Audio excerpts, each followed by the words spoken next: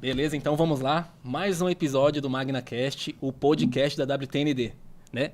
E hoje a gente trouxe aqui um amigo nosso aí já, né? A gente vem se falando há um tempo, eu acho que a gente se conhece há mais ou menos um ano aí, né? Exato. E é um prazer que ele tá aqui com a gente, né? Hoje a gente tá trazendo o Márcio Medeiros, né? Eu vou até colocar aqui o que ele colocou lá no Instagram dele, na biografia do Instagram dele. Empreendedor por opção, corretor por paixão, líder por vocação e uma linda história de superação, né? Hoje ele já faturou aí, já vendeu, né, mais de 750 milhões, né? E já treinou mais de 1.000 corretores, né? Antes de ele se apresentar, eu quero que o meu amigo se apresente aqui. E aí, galerinha, beleza? Vamos começar mais um MagnaCast hoje de um estilo diferente. Hoje a gente tem um super corretor aqui com a gente, então vamos lá, vamos começar, vamos saber da história dele. O legal é corretor, empreendedor, né? Tem outras coisas também que ele vai contar aqui pra gente, né? Mas antes de contar tudo isso, ô Márcio, né? Começar aqui nosso bate-papo, eu queria que você falasse da sua infância, né? Como que era o Márcio lá na infância, com 15 anos, com 20 anos. Essa história de superação também que você colocou lá no seu Instagram, eu acho que é legal você contar, eu já sei um pouquinho ali meio por cima, mas é um prazer você estar aqui com a gente. Que bom. Bom, primeiro agradecer aí o convite, né? Porque realmente esse tipo de conteúdo, principalmente para o mercado que eu atuo, que é o mercado imobiliário, ele é importante para trazer mais informação, mas principalmente dividir um pouco da nossa história, que é uma história que a pessoa não precisa passar, né? É isso que eu costumo dizer. Melhor errar com o erro aprender com o erro dos outros e não com o nosso, né? Mas vamos lá. Falando um pouco sobre a minha história, né? A minha infância foi uma infância tranquila, né? Não posso falar que foi difícil, que teve dificuldade, porque não foi, né? Meu pai trabalhava na Companhia Suzano, que é aqui próximo, todo mundo conhece. Normalmente as pessoas naquela época, hoje ainda, mas naquela época tinha uma renda acima da média, né? Porque o mundo foi melhorando até. Eu tenho essa visão de que no passado era muito mais difícil a vida do que hoje, né? Com certeza. E naquela época ele já tinha uma renda um pouco melhor do que a média. Então vivia uma infância tranquila. Por volta dos 11 anos de idade, eu senti desejo de trabalhar já. E ele não queria, meu pai, minha mãe, falou, não precisa, eu não precisava trabalhar efetivamente. E eu decidi trabalhar, meu tio trabalhava como pedreiro e eu fui virar servente de pedreiro dele. Isso com 11 anos aproximadamente. Fiquei trabalhando com meu tio dos 11, talvez até os 12. E com 12 eu virei guarda-mirim, que lá em Suzano, né? Que eu sou de Suzano, quem é de Suzano sabe. Virei guarda-mirim lá em Suzano e trabalhei como guarda-mirim dos 12 aos 18 anos. Trabalhei em algumas empresas diferentes uma da outra. E a última empresa que eu trabalhei foi a Probel, que hoje nem existe mais, que era de colchão lá da cidade. Sim. Trabalhava como conferente de carga e tal. Nesse meio tempo, foi quando eu contei já algumas vezes, mas em algum momento eu tinha um receio de falar sobre isso. Tá. Um pouco pela questão da visão das pessoas em relação a mim, sobre a confiança como profissional e coisa e tal. Mas depois eu percebi que isso era importante passar, porque tem pessoas que estão fora vivendo a mesma coisa e eu resolvi falar um pouco mais sobre esse assunto. Sim. Que é a questão das drogas, né?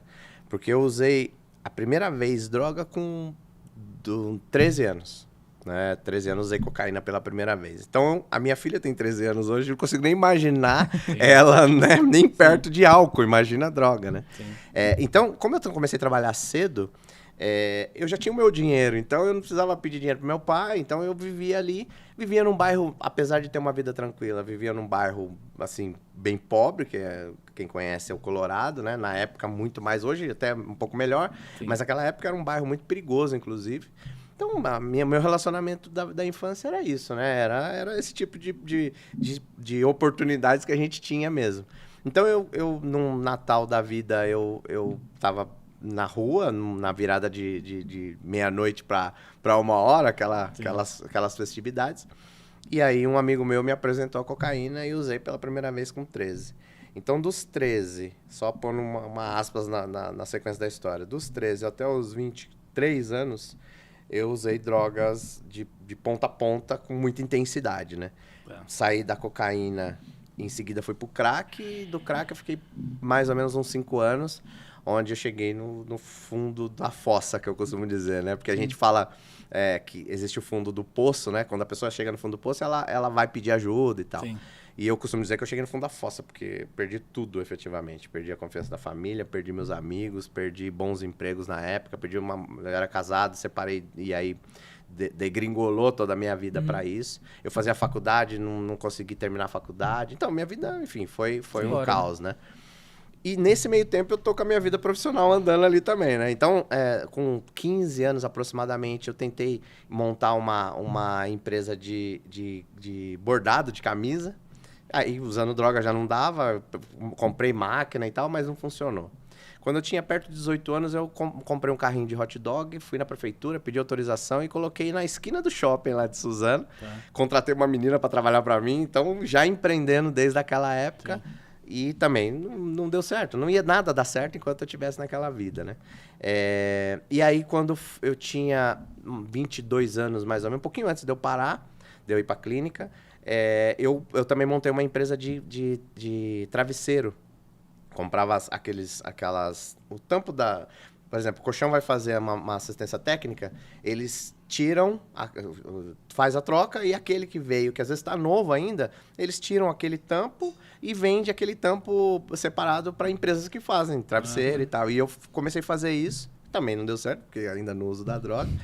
Mas foram várias experiências que foram acontecendo nesse decorrer do tempo. E aí, com 23 anos e meio, mais ou menos, eu estava numa situação há mais de 3 dias, né? No uso intenso, sem comer, sem nada. E nesse dia foi bem difícil, porque quase não, porque eu acho que Deus já estava né? Eu sou um cara cristão e acredito muito que tudo acontece através do que Deus autoriza. E nesse dia eu senti vontade de tirar minha vida, né? Porque já não aguentava mais aquela situação. E Deus não permitiu, né? Porque tinha um propósito que eu ainda estou lutando por esse propósito. Sim. E dali eu fui para uma clínica de recuperação.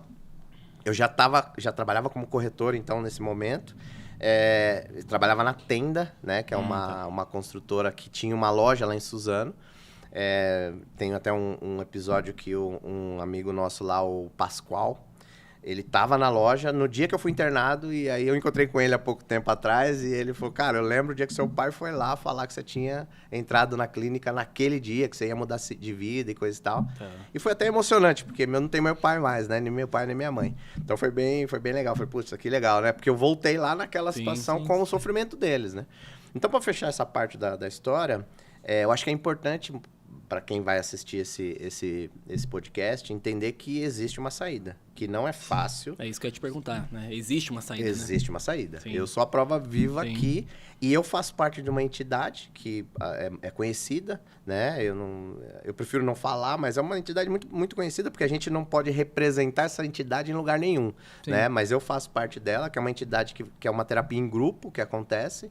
E eu tô lá há 16 anos. Então, eu visito clínica de recuperação, faço reunião. A gente chama de reunião, não chama de palestra, né? Até porque não é esse o foco das minhas coisas. Sim. Então, existem pessoas o tempo todo saindo dessa situação, mas é a minoria, infelizmente. Né? Por quê? Porque é uma doença e as pessoas tratam como falta de vergonha ou que a pessoa não quer. Porque quem tá lá, por exemplo, numa Cracolândia da vida, não tá lá porque quer. Não tá lá... Boa parte, todo mundo tá arrependido de estar lá, né?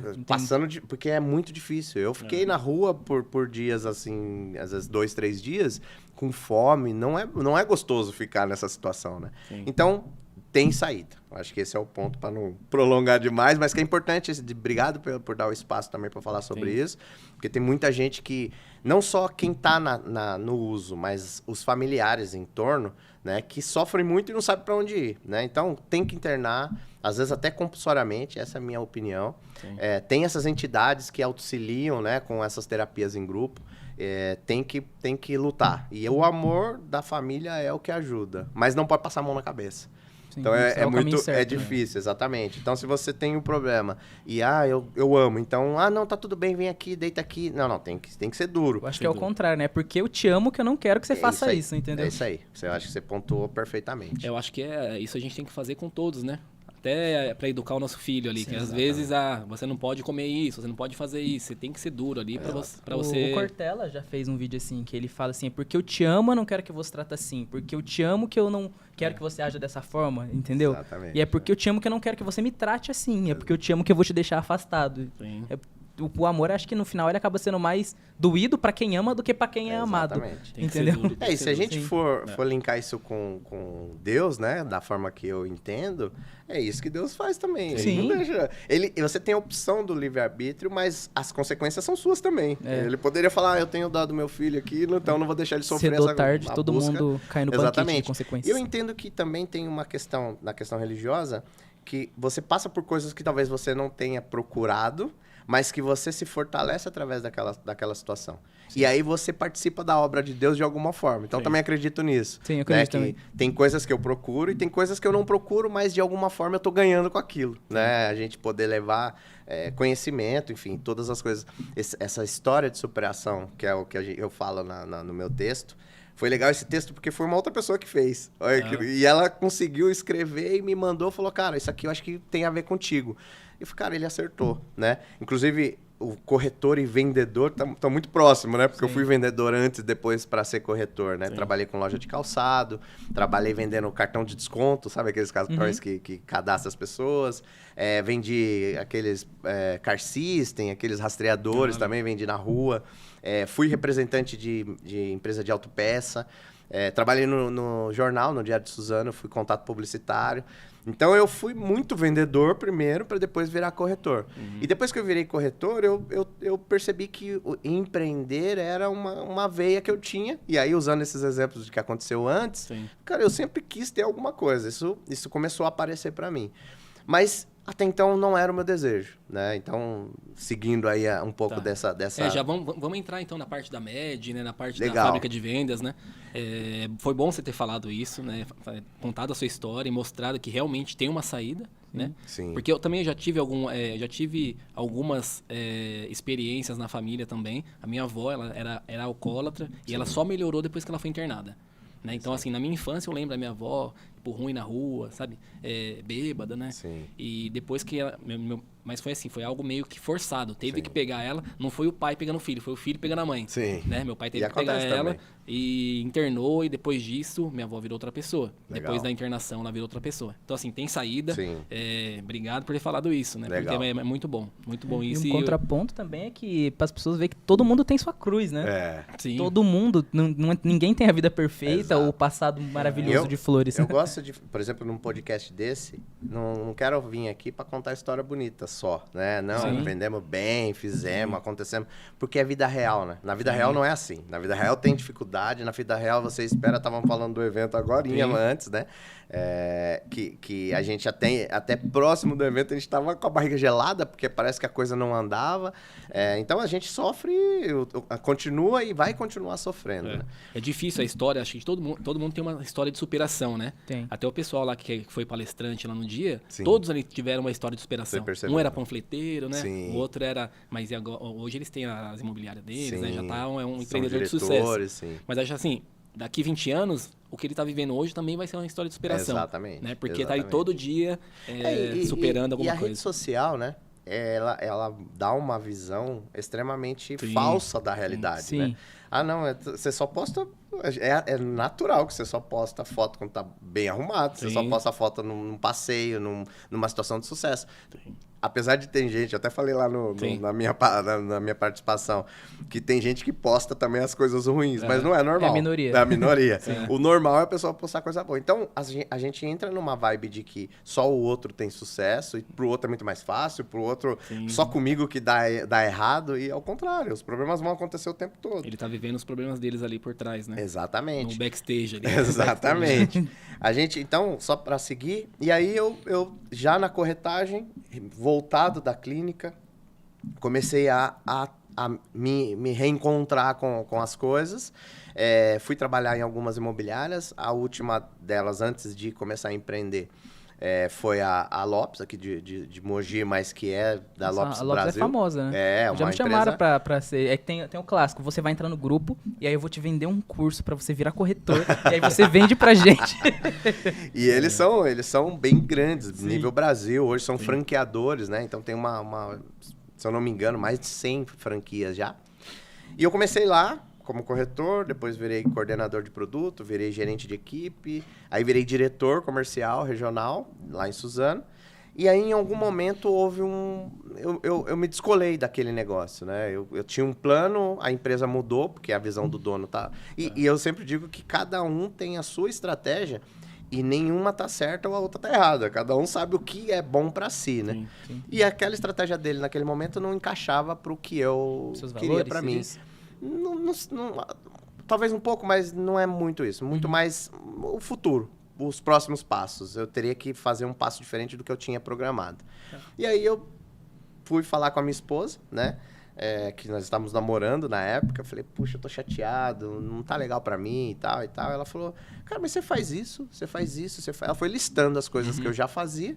Você já teve, porque eu já tinha tido um escritório pequeno de um ano, né? Já sabia como é que tocava as coisas. Apesar que depois eu descobri que não sabia nada, mas até então eu achava que sabia. E ela falou, por que você não monta uma imobiliária? E aí ela acendeu uma luz. Cara, faz sentido. Ela falou, porque daí você faz do jeito que você quer. Sim. E aí se der errado, a culpa é sua. E se der certo, a culpa é sua também. Mas você pelo menos vai estar com o coração em paz. Faz sentido. E comecei a entender, resumindo. A MED nasce aí, em 2014, né, como o primeiro negócio desse grupo que a gente foi criando. Nos primeiros 6 meses eu quase quebrei. Por quê? Porque eu fiz 10 sessões de coaching para virar a chave de diretor comercial para... Eu vou até além, não era nem diretor, de gerente de vendas para dono. Para dono do negócio. Eu fazia muito o direcionamento, e aí eu acho que é um ensinamento que fica... É diferente a cabeça, a visão, a forma de entender o negócio, a visão estratégica de quem é gerente, de quem é diretor e de quem é dono. É totalmente diferente uma da outra. E se você não entender qual que é a visão daquela função que você está naquele momento, você pode sucumbir daquela função. Você não vai conseguir. Sim. E para eu conseguir fazer isso, eu fiz 10 sessões de coach. Uma coach, ela ia na minha casa. Putz, era terrível, porque ela fazia eu perceber que eu estava realmente fazendo tudo errado, né? Tudo errado assim, né? Tava desalinhado com as coisas que eu tinha que estar. E aí, nesse momento, eu consegui virar essa chave para realmente virar dono, cabeça de dono, entender que o meu game era outro, que eu não tinha que concorrer com outro gerente, como era no passado, eu tinha que concorrer com os grandes empresários. Essa era a minha... E aí, quando eu olhava o maior, na minha época lá, hoje teve alguns problemas aí, acabou ficando meio manchado, mas o Jorge Paulo Lemann, para mim, era um cara que eu falava, cara, esse é o top one dos empresários, exatamente. Se eu tenho que competir com alguém, com esse cara. Então, eu falei, olha o tamanho da estrada que eu tenho para percorrer. Tá legal, né? Tem uma boa estrada para percorrer. E aí, quando eu fiz essa transição, nós ficamos, acho que uns 2 anos ainda tentando arrumar algumas coisas. Fui resolvendo a questão de distribuição de comissões ali, para a lucratividade da empresa ficar um pouco maior. Mas extremamente amador ainda, até então. Isso era quando? Era qual ano? 2016. Começo de 2016. A gente já tinha passado por tudo isso. E aí 2016 foi um dos piores, não sei se o pior, mas um dos piores anos da minha vida. Porque em 2016 eu perdi minha mãe. Depois, 2 meses antes eu tinha perdido meu tio próximo. Depois, 2 meses depois eu perdi minha mãe. Aí depois, mais 2 meses eu perdi o meu ex-sogro, que era um cara que eu gostava muito. E mais 3 meses depois eu perdi outro tio. Nossa. Foi um ano que eu perdi 4 pessoas assim da minha família muito próximas, pessoas do convívio. E a empresa foi para uma situação de crise terrível. Foi quando a Dilma... acho que foi o impeachment da Dilma. Foi Nossa, foi o ano, né? Foi o ano do fim. Foi o começo do fim. Eu tinha uma Kombi que a gente fazia ação de rua, porque meu foco antes era offline. E aí a gente tinha uma Kombi adesivada, Minha Casa Minha Vida e tal. A gente pegava a equipe e levava nos locais para poder fazer as ações de prospecção. E aí a gente teve que vender a Kombi para pagar o aluguel. Eu lembro dessa cena, o cara me pagando dinheiro e eu já indo lá depositar para pagar o aluguel do escritório.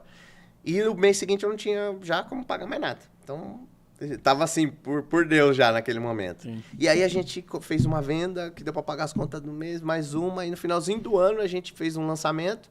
E aí deu uma... Sabe quando dá uma respirada? Eu lembro que eu tinha um Veloster na época, porque acho que de 10 a 12 meses com as parcelas atrasadas, morrendo de medo do busca e apreensão e tendo que ter uma imagem de sucesso, porque é isso que a gente tem que fazer o tempo todo, né? Não, tá tudo bem, não, vamos fazer, coisa e tal. E com a minha vida, líder, né? Exatamente. Até pro pessoal confiar em você ali. Né? Exatamente. Então, E isso é legal de falar de novo, repetindo, porque para as pessoas saberem que não é mamão com açúcar, não é, não, o cara deu sorte, o Wagner tá onde tá porque deu muita sorte, Sim. alguém deve ter apadrinhado, não tem padrinho nenhum, zero padrinho, eu fiz Pô, na isso raça. aí é verdade, né? Ninguém te ajuda, né? Ninguém ajuda. Aqui todo mundo E cagando todo pra mundo você. acha que tá todo mundo te ajudando. É. Há poucos dias atrás, uma corretora me falou, eu te conheci, eu sei que você teve um investidor, né?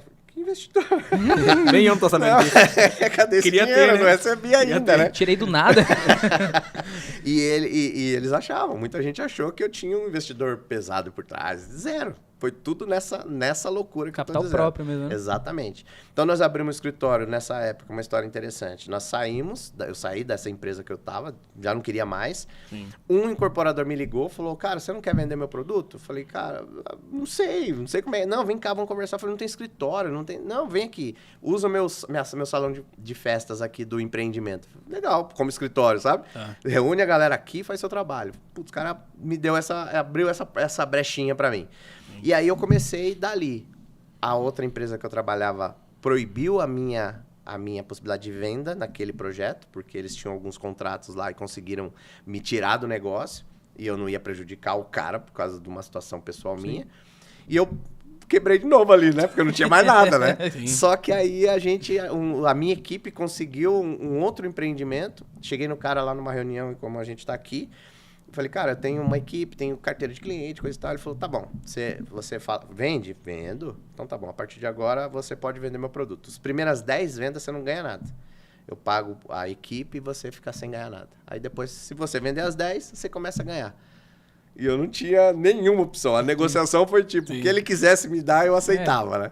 Sim. Tá bom, vambora, vamos Baixava a pra cima. cabeça e vambora. E vambora. E foi o que aconteceu. Vocês falam muito em produto, né? O Sim. produto, a gente não, eu pelo menos eu não sei, o produto é o prédio? É o empreendimento, exatamente. Quando a gente fala o produto, é porque a gente fala do lançamento daquele empreendimento. Entendi. Que é quando monta, tipo, algum escritório e as pessoas vão lá e compram na planta, é isso ou não? Isso, exatamente. Esse é o nosso negócio principal, que a gente chama de venda na planta. Exatamente isso. E aí lá são os estandes que tem o decorado e tal. E aí a gente começou esse trabalho ali com essa empresa, vendemos 40 apartamentos. Nossa, e era só 10 que Era só precisava. 10. Vendemos 10 que era para pagar o pedágio. E o restante entrou um pouco de grana, que foi que eu dei sequência no escritório. Tá. Aí nós mudamos de escritório. Aí nesse período que é o que eu estava fazendo a coach, como eu falei, que eu voltei um pouco atrás. Então aí nós mudamos de escritório, aumentamos um pouco. E aí em 2016, essa crise eu já estava no segundo escritório de espaço, né? E aí quase fechamos, aí conseguimos recuperar de novo. No pulo, né? No pulo. Mas ali abriu uma luz. Eu não tinha nada digital, né? Digital. Era tudo É isso que eu ia no te perguntar. caderninho. Como que vocês... sim, você não tinha nada de clientes que passaram por ali e Nada, tal. carteira, não nem tinha nada. de CRM, coisa pra controlar, Zero. é papel mesmo. Papel. É isso que eu ia perguntar pra você. Como que vocês faziam a captação dos clientes naquela época, né? Tudo Porque não corpo tinha... a corpo. Não era igual agora, né? Agora a gente tem Instagram, tem Facebook, Exatamente. tem Que é o Google. canal principal, inclusive. Hoje em dia é o principal, Principal. né? Mas Lá atrás era panfletagem? Como é que era? Exatamente. Corpo a corpo, panfletagem, ponto de captação que a gente ficava no mercado Pior e que tal. pra esse nicho ainda funciona, não Funciona. funciona? Porque eu vejo que uma galera compra, às vezes que alguém te dá um Funciona. panfleto ou para você no shopping, vem aqui, olha o coisa. Exatamente. Então, inclusive depois eu queria falar um pouco sobre essas divisões de canais e tal, inclusive um pouco da palestra que eu dei lá Sim. no evento. Então, em 2017, a gente vira o ano, voltamos pro game de novo, né? Ganhamos uma vida extra lá e voltamos pro game. E aí, nesse ano de 2017, eu fiquei extremamente ansioso, por quê? Por que deu ruim em 2016? Porque eu perdi uma boa parte dos corretores, fora a minha questão pessoal que aconteceu, das percas, mas eu perdi uma equipe inteira de corretores. E aí, quando eles foram embora, a galera saiu um movimento do mercado, fica, calma aí, eu sei vender.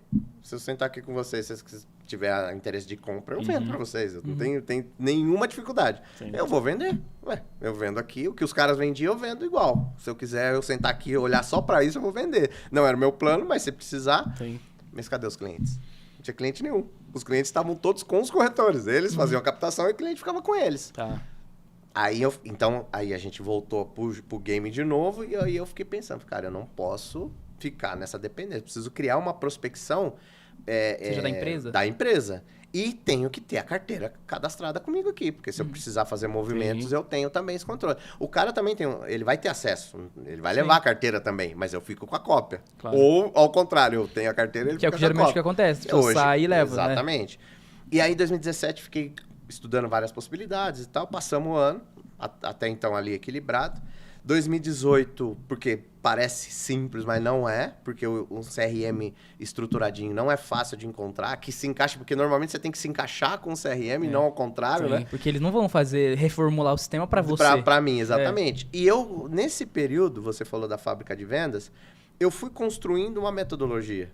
E pra mim, aquela metodologia que funcionava. E não a que os caras me davam. Tá. Não, você tem que seguir esse passo a passo. Mas eu falo, cara, mas esse passo aqui não é assim.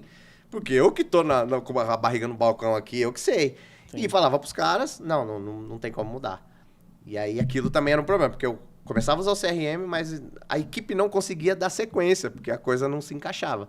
E nesse mesmo tempo, a gente também começou a olhar para o marketing digital, Sim. que era talvez a alternativa mais, como é que eu vou dizer, mais sustentável de prospectar cliente. Mas ainda extremamente amador, bem ruim e tal. Sim. Mas ali que tudo começou, meados de 2018. Em 2019, aí eu fui para um evento, Conecta Imob, e, cara, os caras me deixaram maluco. Totalmente Esses digital. eventos é legal, né? legal.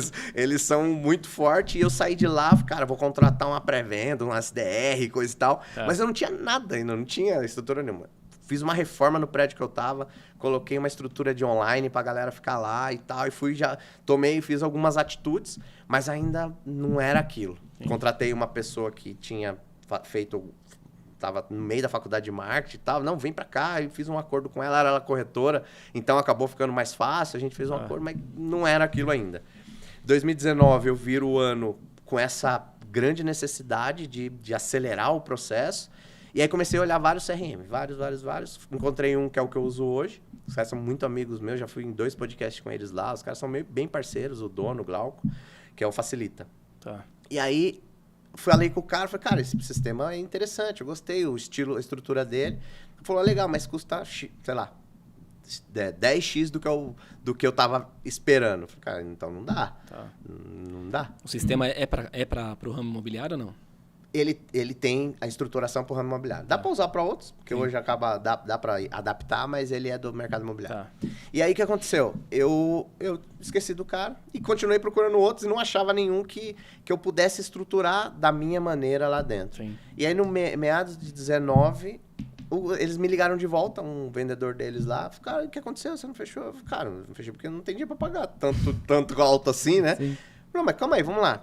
Não, dá pra você fechar dessa forma. Aí me mostrou um modelo, uma forma que eu não usava, uma parte do processo que eu não precisava usar. Cara, fechou. Aí, qual que é a grande diferença desse sistema? Que talvez outros agora já tenham essa mesma tecnologia. Peguei a minha metodologia, fiz uma esteira no Excel, com todas as etapas e status de cada etapa, e mandei para eles, eles colocaram no sistema exatamente do jeito que eu mandei para eles. E aí a equipe usava aquela sequência do jeito que eu coloquei. Tá. Esse é o primeiro ponto. Segundo ponto, o link da rede social, né, a integração com o sistema. Chegava o lead direto lá, a fila automática, não precisava de alguém estar ali cadastrando e coisa e tal. Nossa, aí, é legal. Aí a gente começou a ter já mudou, né? Mas ainda ninguém queria usar. Os caras querem roubar meu cliente, aquela conversa que era a visão do mercado. Mas aí eu participei ativamente da implantação. Eu acho que aí foi o grande diferencial. Eu participei de tudo, no detalhe. Eu participava das reuniões, eu estava junto, eu não paguei ninguém para ficar fazendo, eu tive que pôr a mão, porque eu tinha que entender para poder cobrar os caras. É. Porque é o que acontece muitas vezes. As pessoas não entendem e aí o cara fala que não dá certo, ela acredita e vida que segue. Então a gente foi a fundo. Isso são os corretores que são meio... naquela época era meio... Até hoje. É difícil. Até hoje. Tá. Hoje está um pouco melhor, mas ainda tem um receio de roubo, de que meu cliente o outro vai pegar, que você vai usar minha barra. Enfim, um problema seríssimo no mercado imobiliário. Tá. E aí, em 2019, final de 2019, implantado o sistema, chegando o lead já, tudo bonitinho, tudo certo, já estava começando a coisa a andar. 2020, vira 2020, comecinho do ano, a pandemia. Pandemia. Eu morrendo de... Fiquei desesperado. Eu fui um dos caras que não saía nem debaixo da cama. Sim. Quando falou que começou, eu fechei o escritório e fui pra casa. Falei, não, ninguém vai trabalhar, ninguém vai ficar aqui, você é louco. Não sei o que é isso. E aí, tomamos uma decisão estratégica ali. Para as campanhas de marketing ou continua? Todo mundo parou.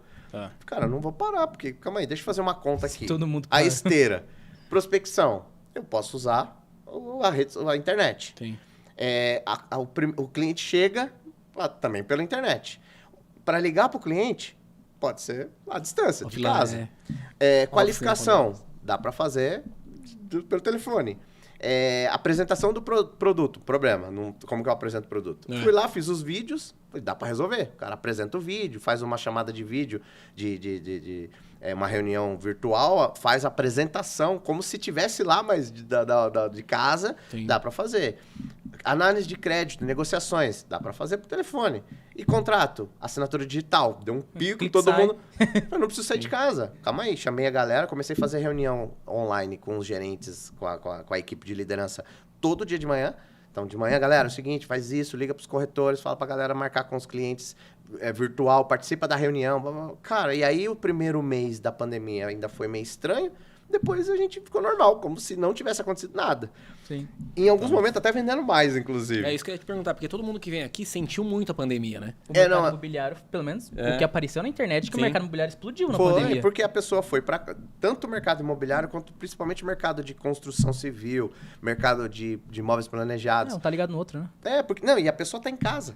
Imagina você tá aqui, você vem aqui, faz podcast 1 hora e vai embora. Mas se você vivesse aqui, você ia perceber que tá pequeno o espaço, sim, que a cadeira tá torta, que a parede tá mal pintada. Você começa... E a pessoa tá ficando em casa, ela começou a perceber isso. Sim. E mais do que isso, ela percebeu que tava pequeno para ela morar no fundo da casa da sogra.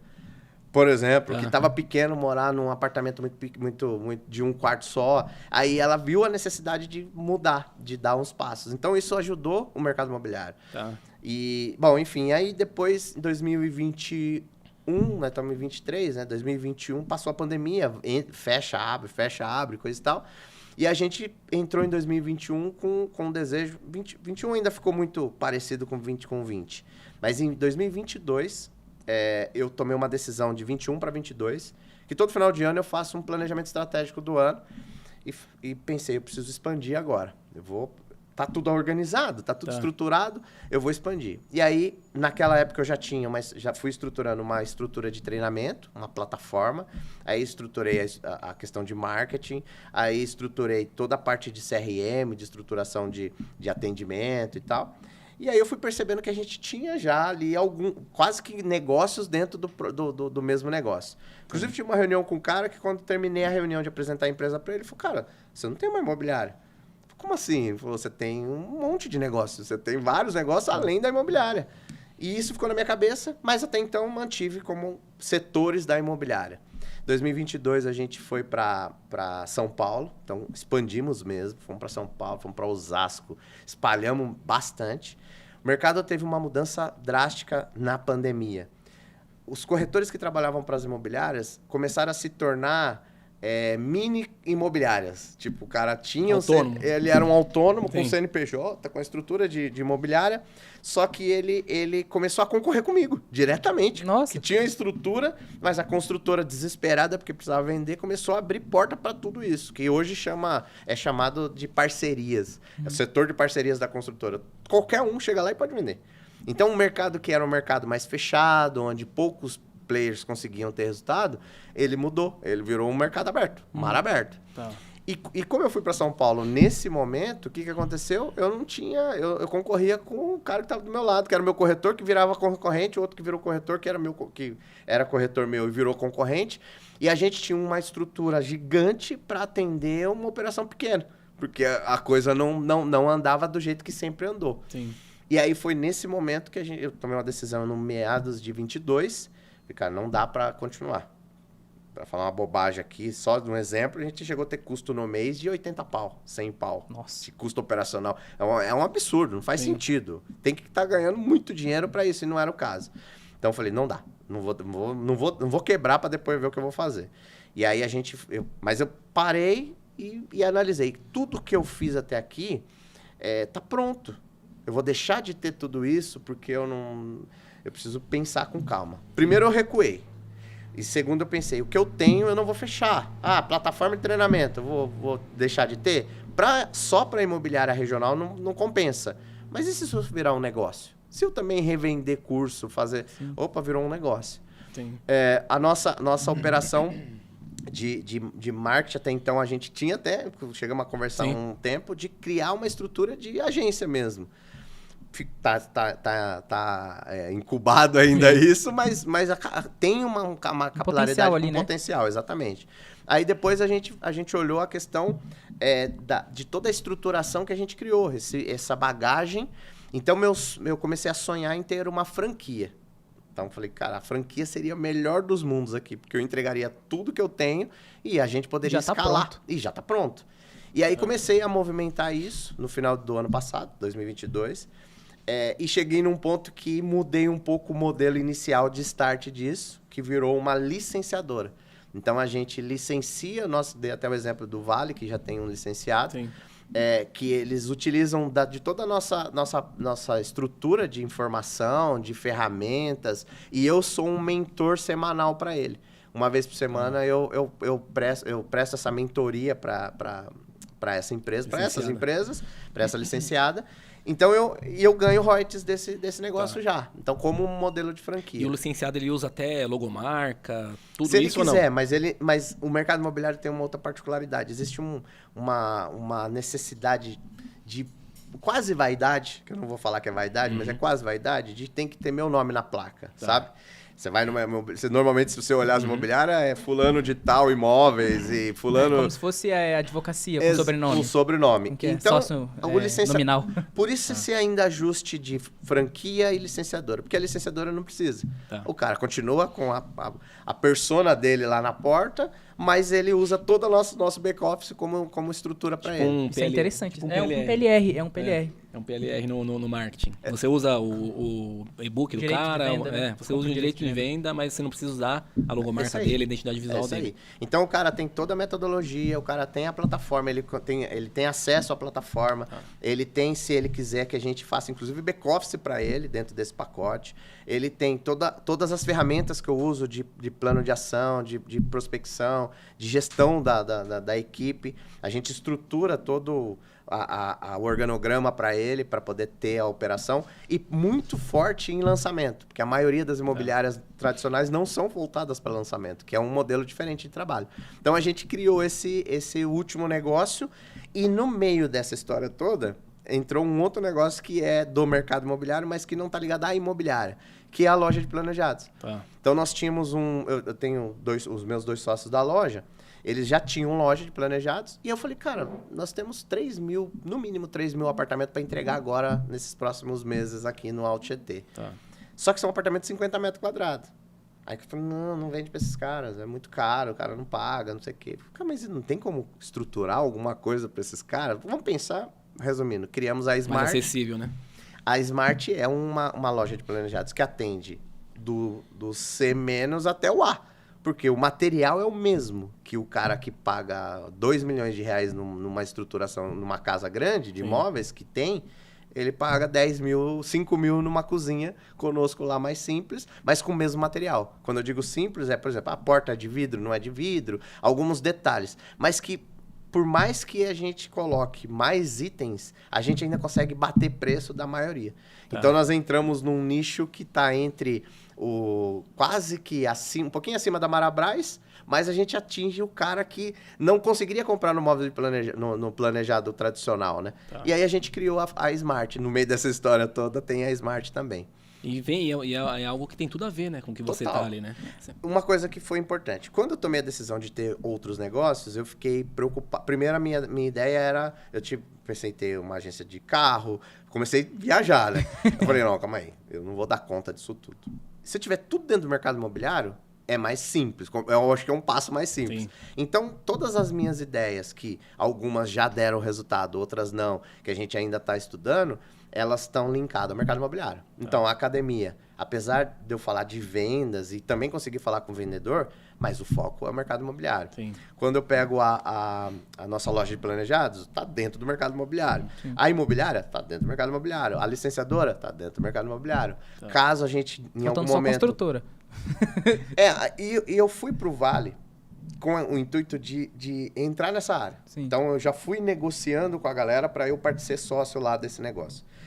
É um outro business completamente diferente, grande pra caramba, no sentido de ganho, mas muito fácil de você quebrar e não conseguir voltar mais, quase.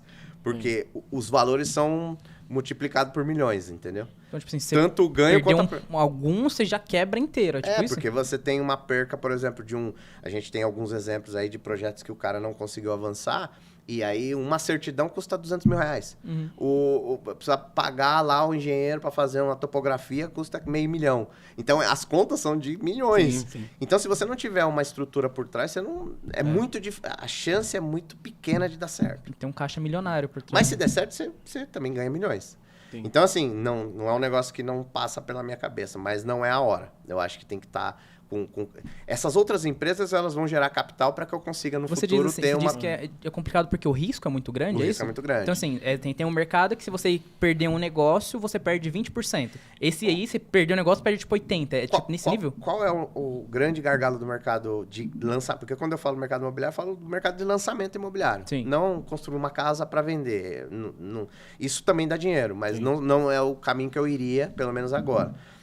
Seria, você pega o projeto, você compra o terreno, e aí você faz o projeto do empreendimento, e aí você pega... Como é que você monta esse projeto? Que aí quem monta esse projeto é o arquiteto, o engenheiro. Ele usa a legislação da cidade, embaixo do braço. Qual é o recuo de tanto, a altura de tanto. Ele usa tudo que está escrito na lei. Só que mesmo assim pode ser reprovado o projeto. Sim. Então ele compra o terreno, faz um projeto dentro do que está o terreno e chega na prefeitura e é reprovado. Você já fez tudo, já gastou um dia, já investiu um dinheiro ali, e aí pode ser Frustrante. reprovado. Eu fiz um curso de incorporação imobiliária lá no Secov, em São Paulo. E um dos professores... Na época que a gente estava fazendo o curso, imagina o seguinte, você foi lá, como que você compra o terreno? O incorporador faz um estudo de viabilidade. Então, ele pega o terreno, vai na legislação, pode construir isso. Aí ele faz a conta. Porque 1 mais 1 é 2, não tem muito segredo. Sim. Eu vou gastar tanto, dá para fazer tanto, eu vou ganhar tanto, sobrou tanto, a conta fecha. Cada empreendimento é um negócio novo que o cara faz. E aí ele comprou o terreno, aprovou o projeto. Só que ele falou, não vou lançar agora. O mercado ficou estranho, sei lá, enfim, não vou lançar. Tá. O que a prefeitura fez, São Paulo? Mudou a lei de zoneamento. Então, aquele prédio aqui que podia fazer 10 andares só pode fazer 4. Então, quer dizer, Ixi. não fecha a conta. Nossa. Mas aí o cara que fez o projeto, ele falou, não, tá tranquilo. Eu já tinha, né? Já tinha aprovado. Tá. Não, é retroativo. O cara Ixi, perdeu o que isso já aí. tinha aprovado. E aí teve, enfim, briga judicial, acabaram voltando atrás da decisão. Mas esse é o mercado imobiliário. Tem. Muda Da toda hora, incorporação. Ele é nesse nível.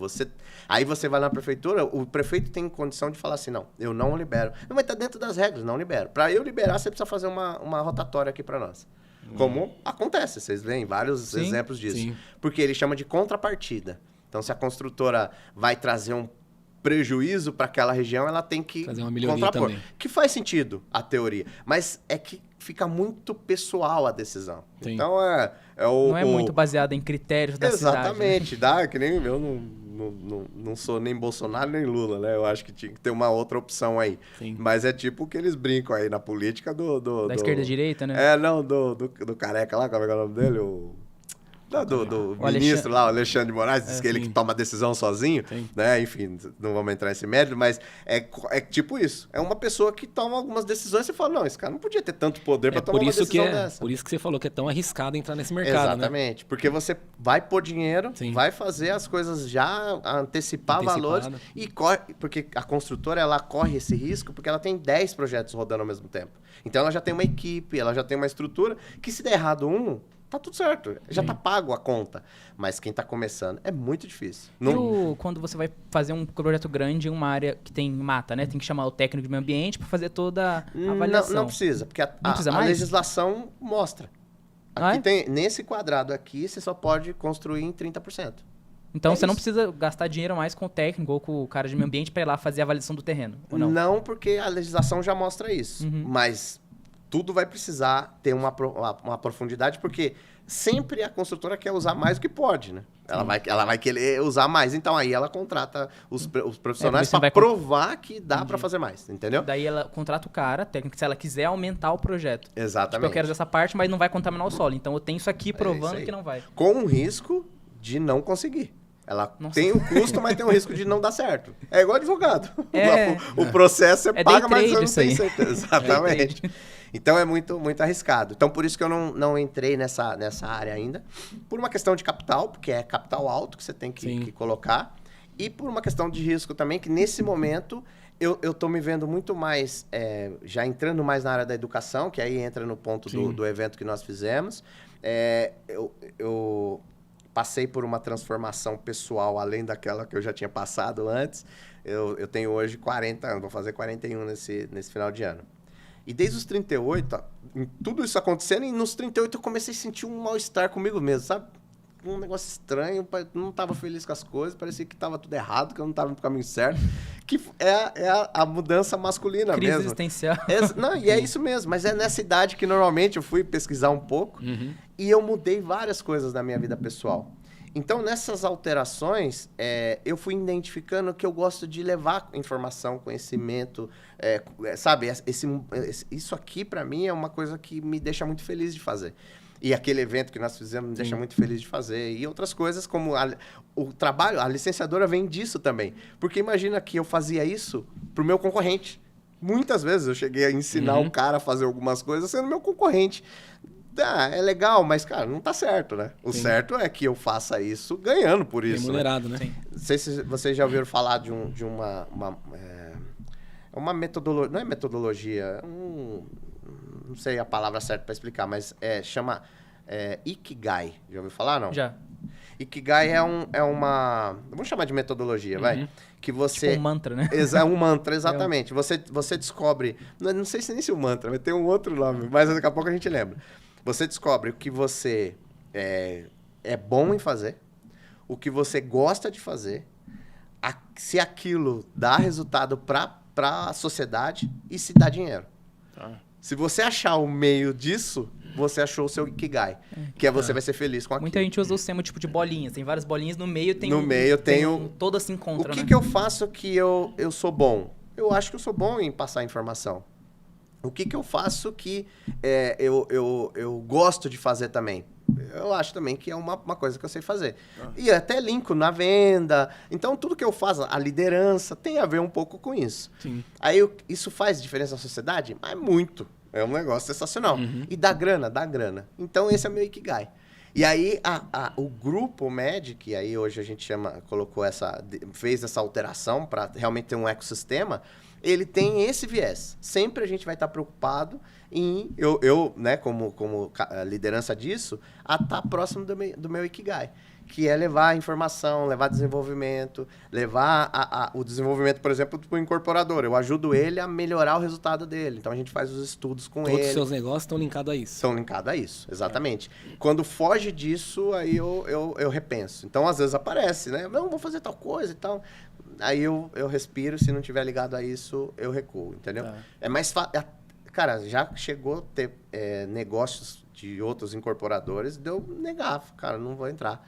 Não, mas, cara, não tá alinhado com tudo que eu planejei pro grupo, não vou. Mas vai ganhar menos dinheiro, tá tudo certo. Não tô trabalhando mais, não tô com dinheiro sobrando, mas não é o foco o dinheiro, é o todo. O dinheiro também, que precisa pagar as contas. Se o dinheiro não vir, a gente não faz. Exatamente. Mas não por isso que o Ikigai tem o dinheiro na conta, né? Mas não é tipo, se eu ganhar mais, então eu vou atropelar o Wagner, vou fazer e não vou. Tem valores envolvidos, né? E o que é legal? O Wagner foi no evento, nós fizemos, que nós decidimos chamar de primeiro congresso do corretor de imóveis, porque o congresso tem a ver com corporativismo, né? Com uma coisa de união. E meus principais concorrentes estavam lá, me prestigiando. São pessoas que eu tenho um bom relacionamento. Por quê? Porque eu não sou alguém que vai fazer a qualquer custo. eu vou fazer se realmente estiver dentro de alguns princípios. Não sou santo, não sou perfeito, não sou nada disso. Mas eu sempre tenho como norte esse posicionamento. E às vezes, eu acho que eu sou exagerado no... Não, então, eu vou explicar tudo para você. Acho que nós tivemos algumas conversas tipo, porque eu sempre fui muito tão transparente a ponto de desanimar o outro lado, às vezes. De falar, putz, isso aqui não me interessa porque você tá me falando que pode dar errado. Sim, pode dar errado. Mas se você estiver ciente disso, vamos buscar para dar certo. Sim. Mas eu tento ser muito transparente com isso. E eu fiquei extremamente feliz naquele dia, porque tinha vários concorrentes nossos e os principais concorrentes estavam lá, nos prestigiando, e não preocupado que eu ia ficar... Não, então, na MED, vem pra MED. Não, e você deve ter visto que em nenhum momento foi falado. É isso que eu ia falar. Nenhum momento foi falado da MED, do grupo, da fábrica de vendas, pelo menos eu não peguei, né? Eu fiquei até, acho que 80% do evento eu tava lá. E eu não vi você falando de fábrica de vendas, da MED, exato, de nada. Eu falei da fábrica de vendas na palestra porque eu fui ensinar a fazer. Então, ao contrário, eu fui entregar o conhecimento para essa galera de uma coisa que foi construída pela MED. Sim. Então, mas além de não falar da MED, eu ainda fui levar a informação da MED para o mercado. Em relação ao congresso, assim, até falando um pouquinho do congresso lá que vocês lançaram, né? Foi semana passada. Sim. Como que você vê, assim, esse congresso daqui 1 ano, 2 anos, 5 anos? O que vocês querem com isso? Foi um evento esporádico ou não? Vocês querem continuar e querem fazer o negócio crescer? Nossa ideia é fazer isso como um evento que ele seja feito em vários lugares, né? Itinerante, era a palavra que eu estava tentando lembrar. Então, que ele seja itinerante. Então, ele vai ser o primeiro congresso de corretores no Alto Tietê, ou do Alto Tietê. Aí, depois, no Vale do Paraíba, no ABC, na capital. Talvez até a capital dá para fazer um para cada região, da Zona Leste, da Zona Sul, da Zona Norte, interior. E aí, a gente vai construindo esse evento. É claro que São Paulo é a referência para qualquer tipo de evento. Então, a gente enxerga o congresso com esse formato. Dentro dessa parceria, né, que a gente pode chamar assim, a Academia de Vendas, ela é a realizadora desse evento, mas junto comigo, que não na academia, mas no evento, tá o Gustavo e o Bruno, né, que são 2 parceirões, e tenho que deixar claro aqui que a academia já tem essa ideia desde quando foi iniciada. Existiu o evento sendo pensado por mim há muito tempo, não esse evento da forma que foi, porque a gente foi construindo ele, mas um evento que juntasse os corretores. Já tínhamos um primeiro contato com o Gustavo, que ensaiamos algo e não foi, no ano passado. E aí o Bruno chegou também nesse ano e pôs... Vamos pôr data e tal, e aí a gente, vamos embora. E aí eu ganhei mais segurança, porque não é meu business principal e eu nunca tinha feito nenhum evento, então para mim foi novidade 100%. Mas o plano do evento é esse aí, a gente levar isso. Inclusive, pós-evento a gente vai disponibilizar um combo de curso meu, do Gustavo e do Bruno junto. Dentro da academia de vendas? Dentro da academia e fora. Vai tá nas outras plataformas também. Comprar. E a gente tá já organizando um evento para gestor. Mas aí vai ser um evento menor, mais fechado, para a gente ficar o dia inteiro fazendo realmente um evento do dia, o dia todo, construindo junto com o cara o processo dele e tal. Então, isso tá para acontecer aí também, porque a gente percebeu que tem essa necessidade. Principalmente, como eu falei, o mercado imobiliário, que é extremamente despreocupado com esse tipo de coisa. Acho que o corretor tá quase no nível de dizer assim, não, mas eu tô aqui, se o cara me ligar, eu vou lá, mostro o imóvel e faço a venda. Eu não preciso de curso, não preciso de sistema, de CRM, isso é balela. É justamente o que ele precisa para vender mais. Exatamente. Por que eu chamo, aí, só falando um pouco mais da fábrica de vendas, né? Tudo começou com o intuito de conceito de escala. Se eu tenho X, eu vendo tanto. Eu quero vender mais. Como é que eu faço? Eu tenho que ter um monte de... Não, eu posso melhorar o meu processo e vendendo mais com escala. Aí, Ford, né, que é o precursor dessa estruturação para escalar que ele fez, e eu olhei, cara, faz totalmente sentido isso. Sim. Você setorizar o processo, saber qual que é o passo para um outro. Então, ali, com a nossa estrutura da fábrica, a gente define qual é o passo a passo, então, a estratégia. A gente define a meta, que é quanto em cada etapa eu quero conseguir para poder bater minha meta. Eu faço gestão do processo, porque eu identifico aonde está o meu gargalo naquele período, porque nem sempre é o mesmo local. Eu, por exemplo, tive uma reunião com a loja de planejados. E na análise fria, no diagnóstico ali da nossa esteira, tinha um problema no agendamento. Um gargalo ali acontecendo. E aí eu mostrei para elas, ó, vamos por bloco, vamos por setor, separando. Isso aqui tá legal? Tá dentro, tá, beleza, vamos pro próximo. Tá dentro. Opa, isso aqui tem um problema. Não tá o que a gente espera. Então é aqui o defeito. Sim. Porque ao invés de eu olhar pro processo inteiro toda hora, eu vou olhar sim, mas aonde eu errei?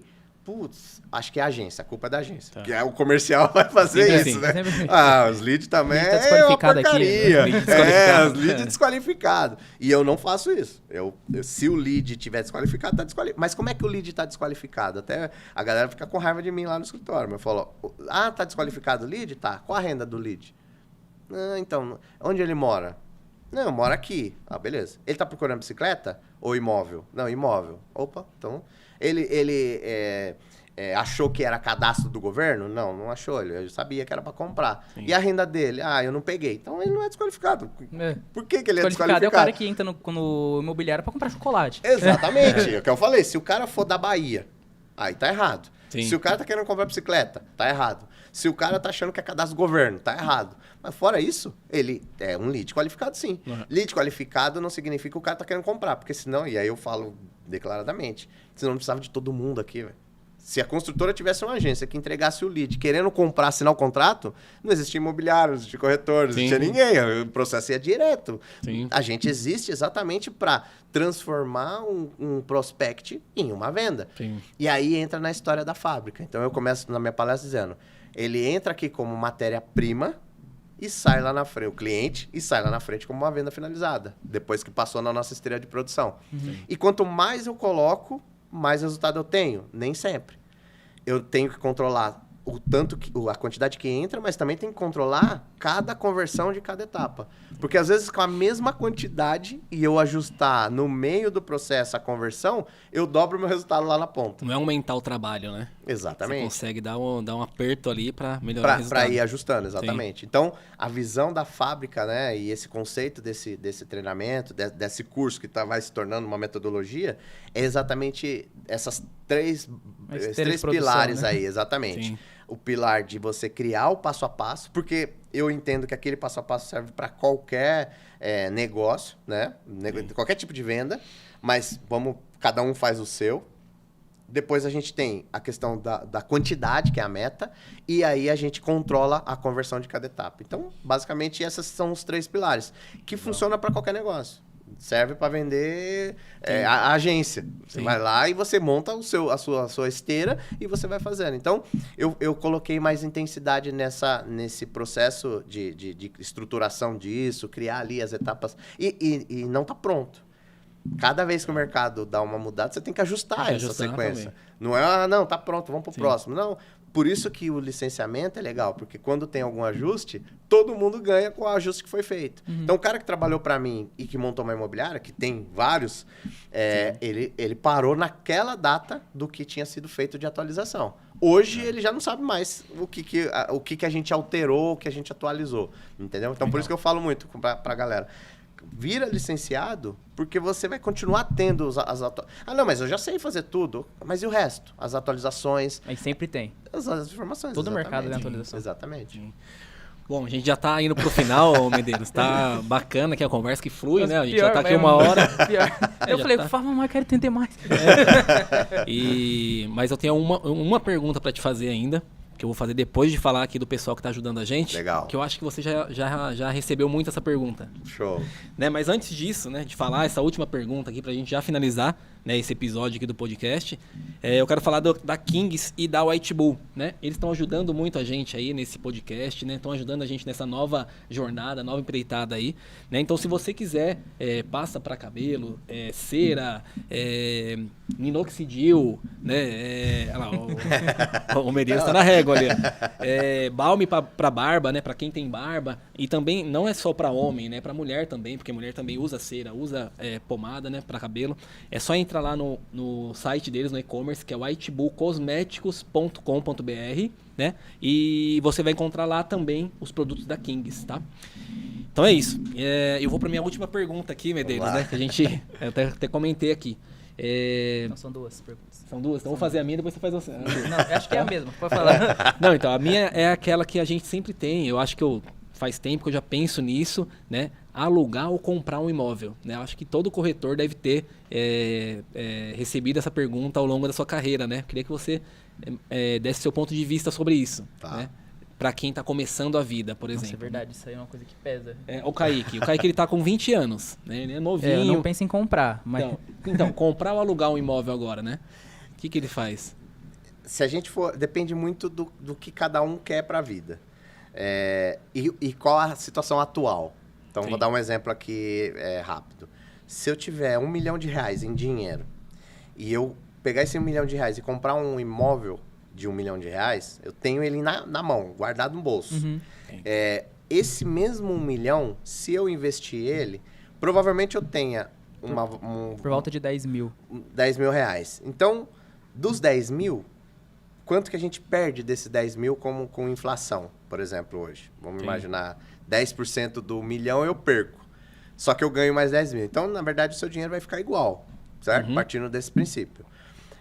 Se você tem o mesmo R$1 milhão comprado um imóvel, o imóvel você não tem os 10 mil todo mês, mas ele vai valorizar no mínimo 10%. Mas ele não perde na inflação.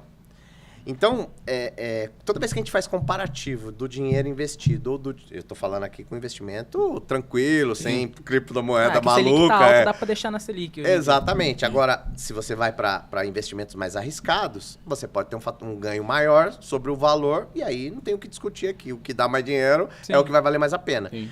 A diferença é que o imóvel é uma valorização padrão, praticamente. Não conheço desvalorização do imóvel. Não conheço nenhum imóvel, nenhuma região que desvalorizou, só valorizou. Sim.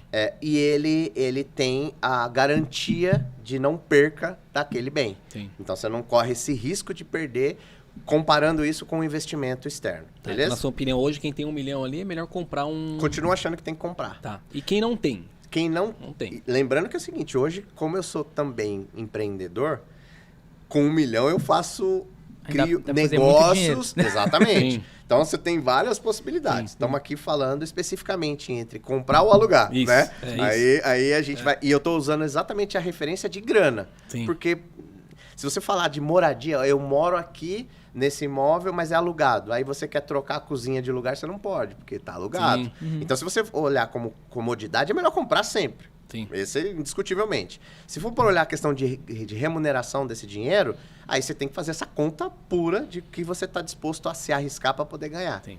Quando você vai para o cara que não tem R$1 milhão na mão, compra. Compra? Compra. Aí é indiscutível. Compra... Eu tenho 20 mil... Eu tenho 40 mil. Eu financio. Financia, Eu exatamente. dou os 40 mil de entrada. Porque o financiamento é muito barato. Tá. Por exemplo, tem cliente que fala, não, eu vou vender o meu carro para dar de entrada ou completar a entrada. Sim. E eu compro outro carro financiado. Não, fica com o carro. Porque os juros do carro é mais caro do que o da casa. Os juros habitacional é o menor juros que tem de qualquer um. Não tem outro. Tá dando 0,5% ao mês. É indiscutivelmente o melhor juros, e eu tô falando isso uma média, né? Mas é o melhor juros que tem. Fora quem tá comprando o primeiro imóvel, que tem um subsídio do Minha Casa Minha Vida. Que é, inclusive, o nicho principal que eu atuo. Tá. A gente já conseguiu 47 mil de subsídio. Caramba. Subsídio é o governo te dando 47 mil para você comprar seu imóvel. É isso. Tá. Ah, não, mas como é que funciona para devolver? Não devolve nada. É o dinheiro que você está ganhando efetivamente. Então, não tem comparativo quando você pega, principalmente imóvel da linha econômica, que a gente chama, que é até 250 mil. Quando você tem o dinheiro inteiro, tem essa conta que eu fiz igualzinho do R$1 milhão. Sim. Mas quando você não tem o dinheiro inteiro, compra. Porque a parcela vai ficar igual do aluguel. Só que você está pagando o seu. Sim. Simples assim. Essa é a conta, entendeu? Legal. Interessante. Era outra pergunta? ou Não, era a mesmo? outra pergunta era quem te faz. O que é sucesso pra você? O que é sucesso? É. Como eu falei da minha mudança pessoal, o sucesso para mim é o equilíbrio. Tem um exercício que normalmente coaching faz, mas eu já conhecia há anos esse exercício, que é o da roda da vida. Não sei se vocês já ouviram falar. Sim, já vi. Já. Que tem, você pega um círculo, né? Para quem nunca ouviu falar, faz como se fosse uma pizza, e aí você coloca vida financeira, vida familiar, vida espiritual, vida social, né? Vamos ver se eu esqueço, profissional. Sim. Então, e você pode esticar essas vidas, né? E essas vidas não precisam estar todas em 10 e também não pode estar tudo 0. Se uma tiver 10, a outra tiver 0, você está desequilibrado. Então, você está bem de grana, mas está sem saúde. Você está muito bem profissionalmente, mas está separando a mulher. Sim. Então, para mim, a felicidade é estar equilibrado. O equilíbrio entre todas as áreas da sua vida, para você, é o sucesso. É isso aí. Isso linkado a você ter a sua história limpa, e aí, como eu sou cristão, você está principalmente bem posicionado sobre as leis de Deus, aí é sucesso. Porque você acordar de manhã com muito ou pouco dinheiro, ou com o necessário, né? Com o necessário, e poder estar com a sua esposa do lado, que vai te ajudar, ou quem não é casado, talvez a namorada, ou a mãe ou o pai, enfim, não importa. Ter saúde para levantar e ir para academia, fazer alguma coisa, de poder passear e ter um pouco de lazer. Ah, mas aí se você poderia estar ganhando mais se tivesse...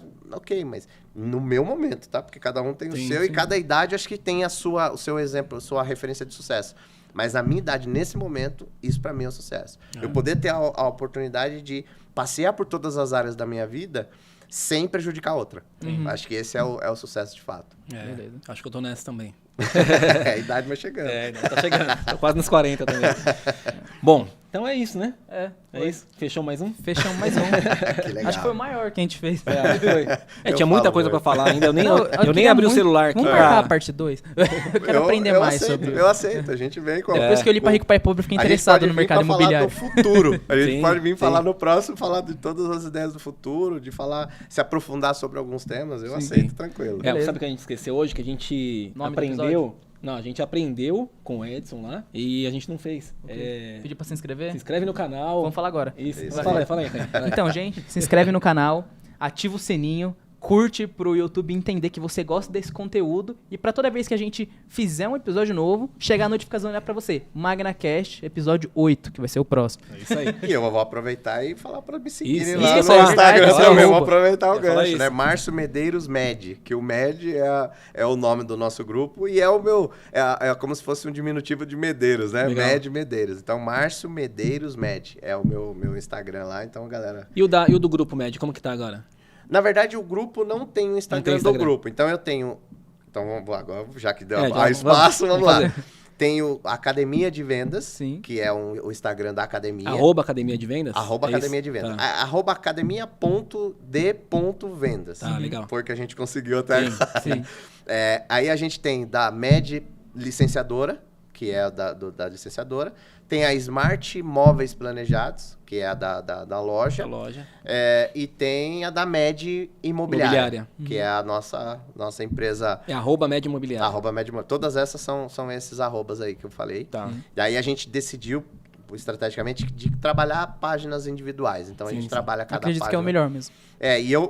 E a minha página pessoal, o grande plano é que eu carregue todas as outras páginas através da minha pessoal. Sim. Então, eu tenho trabalhado bastante a minha página para ser ali o... É o posicionamento diferente, né? Eu sou o posicionamento de especialista, não é o posicionamento mais da empresa. Assim. Sim. E linkado, né? Por exemplo, falamos da Magna, aula Magna, e o Flávio Augusto que veio na mente, não foi a empresa, né? Sim. Lembrando que a empresa, o tempo todo ela passeia. O nome Med, ele começou... Quando eu abri, eu queria abrir como Medeiros Empreendimentos. Tá. E o cara falou pra mim, cara, abre Med, que eu acho que faz mais sentido, é mais profissional. Sim. E a Med vai ficar maior que o Medeiros. As pessoas vão falar, o Medeiros da Med. E de fato, agora já acontece isso, é legal. Bom, tem bastante conversa ainda. Tem, né? A gente vai ter que marcar outra. Vai. Beleza? Mas hoje a gente termina por aqui, então, né? Sim. E te vejo, né? Vejo vocês no próximo episódio do MagnaCast. Beleza? Até mais. Alô.